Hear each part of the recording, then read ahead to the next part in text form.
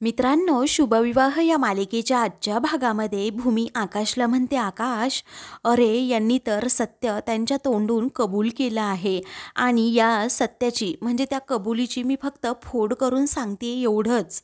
तेव्हा आता आकाश म्हणतो, हे सगळं काही अनबिलिव्हेबल आहे. तो अक्षरशः रडकुंडीला येतो आणि म्हणतो, भूमी, पण माझ्या बाबतीमध्ये एवढी मोठी फसवणूक झालीच कशी? हे पूर्णपणे अनबिलिव्हेबल आहे. तेव्हा भूमी म्हणते, अनबिलिव्हेबल आहेच रे, परंतु हे खूपच पूर्वीपासून चालत आले. अरे तुला माहीत नसेल. तेव्हा हे ऐकताच अभिजित, रागिनी आणि त्याचबरोबर पौर्णिमाला धक्का बसतो. त्यावेळी आता पूर्वीपासून म्हणजे नक्की तुला काय म्हणायचंय भूमी, असं आकाश आता विचारतो. त्यावेळी भूमी सगळं खरं सांगू लागते.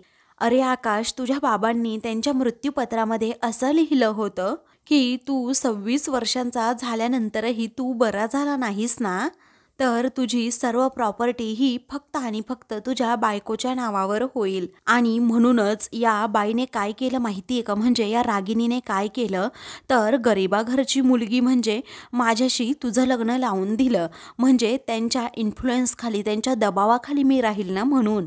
तू सांगू का, अरे यांचं नशीब ना वाईटच आहे. म्हणजे तू सुद्धा बरा झालास आणि मी सुद्धा त्यांच्या दबावाखाली राहिले नाही आणि त्यामुळेच ती सर्व प्रॉपर्टी ना तुझ्याच नावावर राहणार होती आणि त्यांना ती प्रॉपर्टी मिळवायची होती आणि म्हणून ही सगळी कटकारस्थानं यांची चालली होती. हे ऐकताच आता आकाश पूर्णपणे कोलमडून मग आकाशला हे सत्य समजताच रागिनी, पौर्णिमा आणि अभि खूप घाबरतात.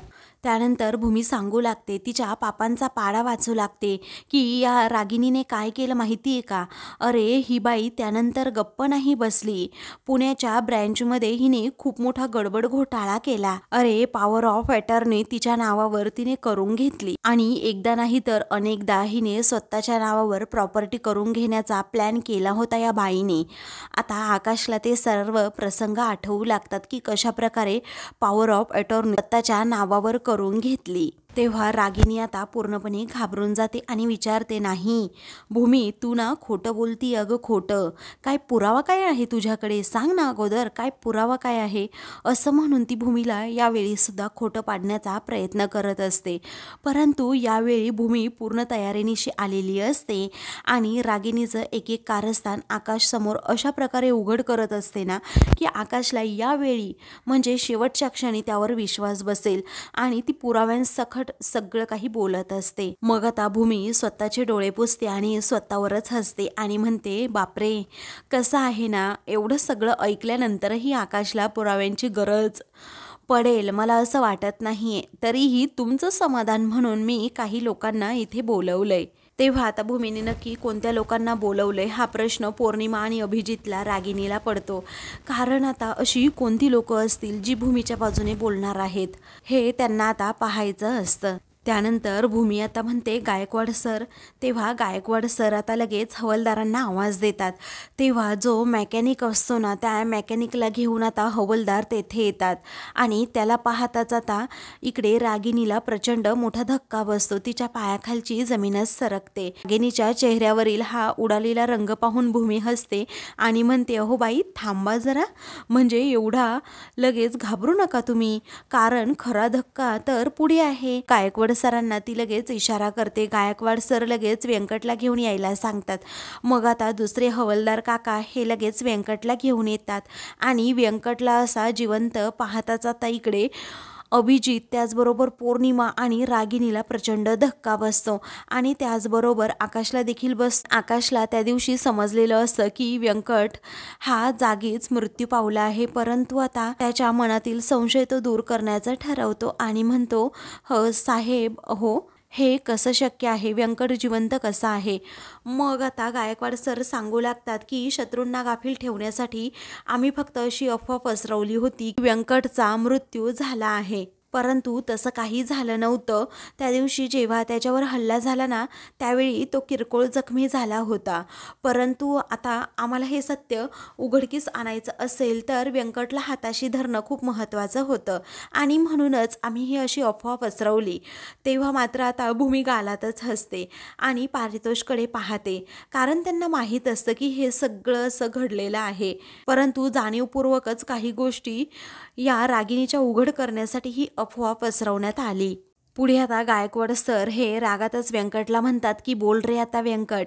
मग आता भूमी मॅडमला किडनॅप करून त्यांना जंगलात नेऊन ठेवण्याचा प्लॅन हा फक्त रागिनी आणि रागिनी मॅडमचा होता, असं व्यंकट आता घरातील सर्वांसमोर सत्य जेव्हा सांगतो ना, तेव्हा रागिनीला प्रचंड आता धक्का बसतो की व्यंकट शेवटी खरं बोललाच. मग आता आजी आकाशला मोठा धक्का बसतो, त्याचबरोबर मनू आणि अथर्वला सुद्धा. कारण आता भूमीच्या बाबतीत ज्या काही वेगळ्याच अशा प्रकारच्या गोष्टी घडत आहेत त्या सगळ्या आपल्या आईने म्हणजे रागिणीनेच केल्या आहेत, हे अथर्वला कळून चुकलेलं असतं आणि आजीलाही समजतं आपल्या लेकीने खूप मोठं कांड केले. आता व्यंकटने सर्व बाजी पलटवल्यामुळे आता रागिणीचा राग अनावर होतो. पुढे व्यंकट सांगू लागतो की रात्रीच्या जंगलामध्ये भूमी मॅडमला तेथे किडनॅप करून ठेवलं होतं. त्यांच्या हातात बेड्या घातल्या होत्या, म्हणजे रात्रीचं एखादं जनावर येईल आणि भूमी मॅडमवर हल्ला करेल. त्याचबरोबर भूमी मॅडम कुठेही त्याच्यापासून पळून जाऊ नये, घाबरून जाऊ नये, यासाठी त्यांच्या हातात अक्षरशः बेड्या घालायला त्यांनी सांगितल्या होत्या. त्यांच्या हातातील बेड्या त्यांनाच काढता येणार नाहीत. तेव्हा आता आकाशला सगळ्या त्या गोष्टी एकदम आठवू लागतात आणि त्याला धक्का बसतो. रागातच तो रागिणीकडे पाहतो. आता आजी आणि अथर्व तर पार रडकुंडीला आलेले असतात, कारण आता रागिणी एवढ्या खालच्या थराला जाऊन विचार करते हे त्यांना प्रथमच समजलेलं असतं. आणि आकाशच्याही डोळ्यातलं पाणी आता थांबता थांबत नाही, कारण मी माझ्या आत्याला आईच्या ठिकाणी ठेवलं आणि माझ्या आईनेच माझा विश्वासघात केला, हे त्याला अजिबात पचत नाही. रागिणी म्हणते की आकाश नाही रे, अरे हा गुंडा आहे व्यंकट, गुंड, आणि तो खोटं बोलतोय. तेव्हा रागिणी पुन्हा पलटी खात विचारते काय रे, तुझ्याकडे काय पुरावे आहेत? मग आता सर्वजण तिच्यावर हसतात. तेव्हा आता गायकवाड सर म्हणतात की आकाश, मी सर्व कॉल रेकॉर्ड चेक केले आहेत आणि ऐकले सुद्धा आहेत. आता तुमच्यात आणि याच्यात काय बोलणं झालं, किती बोलणं झालं, हे सगळं काही मला ठाऊक असल्याचं जेव्हा गायकवाड सर म्हणतात ना, तेव्हा रागिणीकडे आता दुसरा कोणताही पर्याय राहत नाही. पुढे आता व्यंकट म्हणतो की मॅडम, अहो मी तर कधीच तोंड उघडलं नसतं, परंतु तुम्हीच माझ्या जीवावर उठलात हे मला समजलं होतं आणि म्हणून मला तोंड उघडावं लागलं. तेव्हा व्यंकटला आठवतं की कशा प्रकारे रागिणीच्याच माणसांनी माझ्यावर हल्ला केला होता आणि मी त्यामध्ये जखमी झालो. तेव्हा व्यंकटने आता पूर्णपणे अभिजितला तेथे पाहिलेलं असतं आणि मग नंतर गायकवाड सर जेव्हा व्यंकटला वाचवण्यासाठी तेथे येतात तेव्हा ते व्यंकटला विचारत असतात की व्यंकट, अरे कोण आहे या सगळ्याच्या पाठीमागे, बोल पटकन. परंतु अभिजित समोर असल्यामुळे त्याने फक्त बेशुद्ध होण्याचं नाटक केलेलं असतं. त्यामुळेच आता अभिचा गैरसमज होतो की व्यंकट हा कायमचा देवाघरी गेला. मग नंतर आता व्यंकट ते सगळं काही सांगून झाल्यानंतर रागिणीला म्हणतो, अहो विश्वासघात ना तुमच्या रक्तात आहे. अहो आम्ही क्रिमिनल लोक तर तुमच्यापेक्षा जास्त प्रामाणिक असतो. मग आता रागिणी डोळे वटारूनच व्यंकटकडे पाहते. तेव्हा भूमी बिचारी आता रडतच विचारते, काय रे आकाश, तुला आता तरी सगळ्या गोष्टी पटतायत का रे? तेव्हा सगळ्यांचं लक्ष फक्त आणि फक्त आकाशकडे असतो, कारण आकाश आता हो बोलतोय की नाही बोलतोय हे आता सर्वांना पारखून घ्यायचं असतं आणि खरं तर भूमीला. तेव्हा तो आता पूर्णपणे कोलमडून जातो आणि तेथे सोफ्यावर बसून घेतो. तर आजी बिचाऱ्या सुद्धा खूप रडत असतात आणि अथर्व सुद्धा, कारण मनू जे काही बोलत होती, भूमी जे काही करत होती ते सगळं आणि सगळं खरं होतं हे त्यांना आत्ता समजतं. आणि रागिणी किती खोटी आहे, किती खालच्या पातळीला जाऊन काम करते, जेव्हा त्यांना समजतं ना तेव्हा खरं तर त्यांच्या पायाखालची जमीनच सरकते. त्यावेळी आजी आता खूपच रडू लागतात. मग अथर्व आणि मनू हे दोघेही म्हणतात, आजी स्वतःला सावर जरा. त्यानंतर भूमी आता आजीजवळ येते आणि विचारते, तो पहिला आलेला माणूस कोण आहे माहीत आहे का आजी? मग आता आजी काहीच बोलत नाही, बिचारी फक्त रडत असते. मग आता भूमी सर्वांना स्पष्टपणे सांगते की तो माणूस तोच आहे की तुमच्या मुलीने ज्याला हाताशी धरून तुमच्या मुलाच्या गाडीचे ब्रेक फेल केले होते आणि म्हणूनच त्यांचा अपघात झाला आणि ॲक्सिडेंटमध्ये ते दोघेही देवाघरी गेले असं भूमी जेव्हा सांगते ना, तेव्हा आकाशला आता प्रचंड धक्का बसतो की रागिणीनेच माझ्या आईवडिलांच्या गाडीचे ब्रेक फेल करून त्यांना मारलं. आपल्या आईवडिलांच्या जाण्याला फक्त रागिणीच कारणीभूत आहे हे आकाशला समजतं. तो रागातच तिच्याकडे पाहतो. त्यानंतर गायकवाड सर म्हणतात की मिसेस रागिणी पटवर्धन, अहो रॉकीला हाताशी धरून तुम्ही याला सुद्धा संपवण्याचा प्रयत्न केला, परंतु तुमचं ना ग्रहमानच खराब आहे. अहो रॉकी याच्यापर्यंत पोहोचण्या अगोदर गोल्डीकडून पत्ता घेऊन आम्हीच याच्यापर्यंत पोहोचलो आणि गरज पडली तर रॉकीला सुद्धा आम्ही इथे बोलवू शकतो. आता बोल रे, असं गायकवाड सर त्या काकांना म्हणतात. तेव्हा ते आता सांगू लागतात की 7 वर्षांपूर्वी या मॅडम मला भेटल्या होत्या. तेव्हा त्यांनीच गाडीचे ब्रेक फेल करायला मला सांगितले होते. त्या बदल्यामध्ये मला खूप पैसे सुद्धा त्यांनी दिले होते. मग मी सुद्धा गरीब होतो, पैशाच्या हव्यासापोटी मी ते गाडीचे ब्रेक फेल केले. असं आता जेव्हा तो सांगतो ना, तेव्हा सर्वांना मोठा धक्काच बसतो. रागिणी रागातच डोळे वटारून त्याच्याकडे पाहत असते, परंतु आता पोलिसांबरोबर तो असल्यामुळे अजिबात रागिणीला घाबरत नाही. मग आता रागिणी अगदी सैरावैरा फिरते, सर्वांना विचारते की मी खोटं बोलेल का तुमच्याबरोबर, परंतु यावेळी तिच्याबरोबर कुणीही बोलत सुद्धा नाही आणि तिच्याकडे धडसुद्धा पाहत नाही. मग आता आई, अगं मी तुझ्याबरोबर कधी खोटं बोलेन का, मी एवढा विश्वासघात कधी करेन का, असं ती विचारते. आणि कोण आहे हा माणूस, मी याला ओळखत सुद्धा नाही आहे, असं ती म्हणत असते. स्वतःचा बचाव करण्याचा प्रयत्न करते. मग आता गायकवाड सर म्हणतात, कसं आहे ना मॅडम, गुन्हेगार हा गुन्हेगाराची पावलं ही आपोआप ओळखतो आणि प्रत्येक गुन्हेगारांना आपण अडकणार नाही याची स्वतः काळजी घेतो. याने सुद्धा याची अशीच काळजी घेतली होती, कारण तुमचं आणि याचं जे काही बोलणं झालं होतं ना, ते त्याने व्यवस्थित अगदी रेकॉर्ड करून ठेवलं होतं आणि ते रेकॉर्डिंग माझ्याकडे आहे. असं म्हटल्याबरोबरच आता गायकवाड सर लगेच मोबाईल काढतात. मग तो मोबाईल पाहून आता रागिणी, त्याचबरोबर इकडे पौर्णिमा आणि अभिजितला मोठा धक्का बसतो. तर आता ते रेकॉर्डिंग सर्वजण ऐकू लागतात. त्यामध्ये असं असतं की ती जी समोरची गाडी दिसते ना, त्या गाडीतून उद्या सकाळी महाजन कुटुंब हे घराबाहेर पडणार आहे. ते पुन्हा घरी येताच कामा नये अशी काहीतरी व्यवस्था कर, म्हणजेच आज रात्रीच त्या गाडीचे ब्रेक फेल करायचे, असं आता रागिणीने त्याच माणसाला सांगितलेलं असतं. आणि हे सगळं रेकॉर्डिंग आता गायकवाड सर सर्वांना ऐकून दाखवतात. आता आकाश जागीच उठतो आणि रागिणीकडे रागातच पाहतो. मग आता ऐकलं ना सर्वांनी रेकॉर्डिंग, आता विचारतो. तेव्हा सर्वांनाच आता मोठा धक्का बसतो. मग आता भूमी आकाशजवळ येते आणि त्याला म्हणते की आकाश, हे बघ, मी या मेकॅनिकला भेटवण्यासाठी तुला त्या गॅरेजमध्ये घेऊन गेले होते, पण या बाईने ना आयत्या वेळी तो मेकॅनिक सुद्धा बदलला. त्यानंतर आकाश आता रागिणीकडे पाहतो आणि म्हणतो, का आणि कशासाठी केलं हे सगळं, अगं सांग ना, असं जेव्हा तो खूप जोरात ओरडून म्हणतो, ती आता रागिणी खूपच घाबरते. मग नंतर पारितोष आकाश पुढे येतो आणि म्हणतो, अरे आकाश, हे तर खूप आधीपासून चालू होतं. डॉक्टर प्रधानांनी तुला बरं केलंच होतं, परंतु या बाईने काय केलं माहितीये का, डॉक्टर प्रधानांना बाजूला करून त्या जागी एक वेगळा डॉक्टर तेथे तुझ्यासाठी अपॉइंट केला. अरे तुझी ट्रीटमेंट त्या डॉक्टरांनी बदलली आणि त्याचबरोबर जाणीवपूर्वक मग तुला पुन्हा त्याच मानसिक अवस्थेने पुन्हा ढकललं. आता असं सत्य ऐकल्यानंतर आकाशच्या पायाखालची जमीनच सरकते आणि मग एवढ्या खालच्या थराला जाऊन रागिणीने एवढं काही केलंय हे ऐकताच आता आकाश रागातच तिच्याकडे पाहतो, कारण आता घरातील सर्वांसमोर सत्य आलेलं असतं.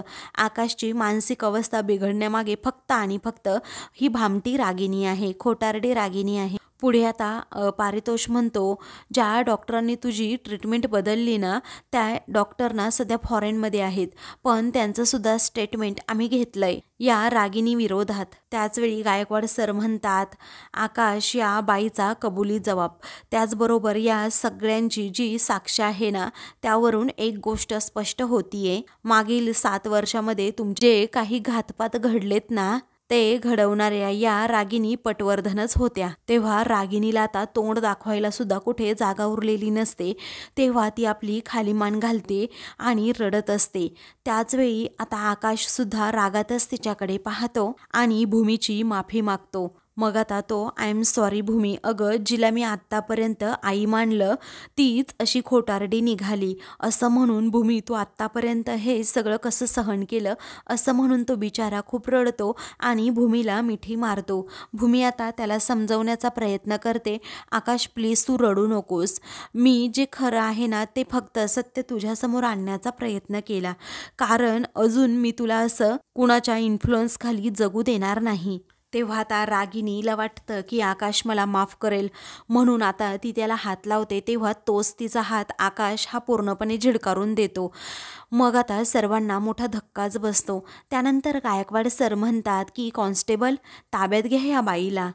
तर आता लेडी ज्या कॉन्स्टेबल असतात ना त्या लगेच रागिनीचे दोन्हीही हात पकडतात, तिला बेड्या घालणार असतात. तेव्हा आता रागिनी खूपच आरडाओरडा करू लागते आणि म्हणते मला नाही जायचं तिकडे जेलमध्ये, प्लीज आकाश, अरे आकाश मला माफ कर, मला नाही जायचं आहे तिकडे, प्लीज अभिजित तू काहीतरी करणार आहे. आता ती स्वतःला वाचवण्यासाठी अक्षरशः गयावया करत असते, परंतु आता तिच्या मदतीला कुणीही पुढे धावून येत नाही. तेव्हा ती आता अभिमदत करत नाही म्हणून अथर्वकडे जाते आणि अथर्वला सांगण्याचा प्रयत्न करते की अथर्व प्लीज मला वाचव, अरे मला वाचव, मला नाही जायचं जेलमध्ये. परंतु अथर्वला स्वतःच्या आईकडे पाहण्याची सुद्धा अक्षरशः लाज वाटते. तो आता रागिनीचा हात जोरातच झिडकारतो, म्हणतो की तू जा माझ्या जवळून लांब. मग आता रागिनी आजी समोर जाते आणि म्हणते आई मला माफ कर, माझं चुकलं, आई मला माफ कर, माझं चुकलं, असं रडत जेव्हा ती आता म्हणत असते ना तेव्हा आजी मात्र आता सणासण रागातच तिच्या 2-4 कानाखाली ओढतात आणि तिचा गाल अक्षरशः लाल करतात. एवढे दिवस मी माझ्या मुलीला म्हणायची की घरातील करती तू आहेस, परंतु माझ्या मुलाच्या आणि सुनेच्या मृत्यूस फक्त आणि फक्त रागिनी जबाबदार आहे. माझ्या आकाशची मनस्थिती बिघडवण्यासाठी फक्त ही भामटी रागिनी जबाबदार आहे. हे जेव्हा आजीला समजतं ना तेव्हा आजीला रागिनीचा खूप राग आलेला असतो आणि म्हणूनच त्या आजी आता पोलिसांना म्हणतात की हिला अगोदर जेलमध्ये घेऊन जा. तेव्हा रागातच आजी आता म्हणतात गायकवाड सर हिला घेऊन जा अगोदर. मग आता लगेच ज्या लेडी कॉन्स्टेबल असतात ना त्या रागिनीला घेऊन चाललेले असतात. तरीही रागिनी आता स्वतःला वाचवण्यासाठी जीवांच्या आकांताने आरडाओरडा करू लागते की वाचवा प्लीज. घरातील सर्वांची नावं घेऊन ती सर्वांनाच मदतीसाठी आवाज देत असते, परंतु कुणीही तिच्या मदतीसाठी यावेळी पुढे येत नाही. तेव्हा अभि आणि पौर्णिमा हे दोघेही मात्र रागिनीकडे पाहू लागतात. आता घरातील सर्वजण रडत असतात. तेव्हा आजीला मात्र खूपच पश्चाताप होतो की रागिनीला मी नेहमी सपोर्ट केला, मला कसं समजलं नाही की भूमी जे सांगत होती ते अगदी खरं होतं. सर्वजण अक्षरशः डोक्याला हात लावतात. सर्वांवर पश्चातापाची वेळ येते, परंतु आता सर्वांचाच नाईलाज असतो, कारण भूमीने ज्या प्रकारे सत्य रागिनीचं सर्वांसमोर आणलेलं असतं ना खरंच खूप भयानक असतं. तेव्हा आकाश आता खूपच रडू लागतो. भूमी त्याला सावरू लागते. दुसरीकडे रागिनीला आता तिकडे पोलीस स्टेशनमध्ये नेलेलं असतं. तेव्हा तिच्या डोळ्यासमोरून ते सर्व क्षण आता फ्लॅशबॅक होतात, कारण आता ज्या ITमध्ये ती त्या ऑडिटोरियममध्ये तो अवॉर्ड घेण्यासाठी आलेली असते, ज्या प्रकारे तिचं एवढं कौतुक चाललेलं असतं, तिचं औक्षण केलेलं असतं, त्याचबरोबर तिला अगदी VIP ट्रीटमेंट जी दिलेली असते, जो अवॉर्ड दिलेला असतो, ते सगळं काही तिला आता आठवतं. आणि मग नंतर अचानक भूमी येते काय, माझं पितळ सर्वांसमोर उघड करते काय, कशा प्रकारे भूमीने त्या पारितोषला हाताशी धरून माझ्या सर्व सत्य उघडकीस आणण्याचा प्रयत्न केला होता, आणि त्याचबरोबर व्यंकट आणि मेकॅनिकला सुद्धा तिने कसं हाताशी धरलं होतं हे सगळं आणि सगळं तिला आठवतं. आणि आजीने कशाप्रकारे कानाखाली मारली, सर्वांसमोर तिचा कशाप्रकारे अपमान झाला, हे सगळं आठवून आता रागिनीला त्रास होतो. त्यानंतर गायकवाड सर म्हणतात, अरे अजून या इथेच आहेत का, यांना पटकन कस्टडीमध्ये घ्या बरं. तेवढ्यातच तिथे आता अभिजित त्याचबरोबर पौर्णिमा हे दोघेही पोलीस स्टेशनमध्ये धावत येतात, कारण त्यांना रागिणीला सोडवायचं असतं. मग आता कस्टडीमध्ये त्या लेडी कॉन्स्टेबल या रागिणीला घेऊन चाललेल्या असतात. तेव्हा अहो तुम्ही काय करताय हे कॉन्स्टेबल, असं आता अभि विचारत असतो. आणि गायकवाड सर ऐका ना, माझ्या आईला काही करू नका, असं तो आता म्हणत असतो. मग आता गायकवाड सरांकडे जात त्यांच्या हातापाया पडत, माझ्या आईने काहीही केलेलं नाहीये, हा सगळा फक्त आणि फक्त तिला अडकवण्याचा ट्रॅप होता, असं आता जेव्हा तो सांगत असतो ना, तेव्हा मात्र गायकवाड सर हे रागात जाता लगेच अभिकडे पाहू लागतात आणि म्हणतात, हा ट्रॅप नव्हता, हे सगळं सत्य आहे. भूमी मॅडमने आम्हा सर्वांना हाताशी धरून या सगळ्या सत्याचा उलगडा केला आणि सर्वांसमोर हे सत्य आणण्यासाठी ना, आकाश समोर सत्य आणण्यासाठी ना, या बाईचं त्यांनी खरंच खूप प्रयत्न केले आणि त्यांचे ते प्रयत्न फळास आले. मग अभि आता म्हणतो की तसं नाहीये, ते सगळे पुरावे मॅनेज केलेले होते, प्लीज माझ्या आईला सोडा, असं म्हणून तो त्यांच्या अक्षरशः हातापाया पडतो. मग आता पौर्णिमा म्हणते, हो ना, आईंनी काही केलेलं नाहीये. अभि म्हणतो की पूर्ण महाराष्ट्रामध्ये बिझनेस वुमन म्हणून माझ्या आईचं नाव लौकिक आहे आणि ती असं काही करेल असं तुम्हाला वाटतं का गायकवाड सर. पण आता गायकवाड सर त्याला काहीही मदत करत नाही. हे सर्व पुरावे मॅनेज केलेले होते असं आता जेव्हा अभि सांगतो ना, तेव्हा तुमच्या सांगण्यावरून हे सर्व पुरावे मॅनेज केले गेले आहेत असं आम्ही ग्राह्य धरू शकत नाही, कारण भूमी मॅडमने सर्व ठोस पुरावे आम्हाला दिले होते. मग आता अभि पुन्हा पुन्हा सांगू लागतो की ते सर्व पुरावे मॅनेज केले गेले होते, हे मी तुम्हाला सतत सांगण्याचा प्रयत्न करतोय हो सर. मग आता पुरावे सर्व मॅनेज केले गेले होते हे सांगून तुम्ही आम्हाला खोटं ठरवण्याचा प्रयत्न करतायत का, गायकवाड सर म्हणतात. आणि आम्ही सगळे मॅनेज आहोत असं म्हणायचंय का तुम्हाला, असंही ते विचारतात. अभि म्हणतो, नाही हो, तसं नाही म्हणायचं, पण मी तुम्हाला सांगतो हे सगळं त्या भूमीचं कारस्थान आहे.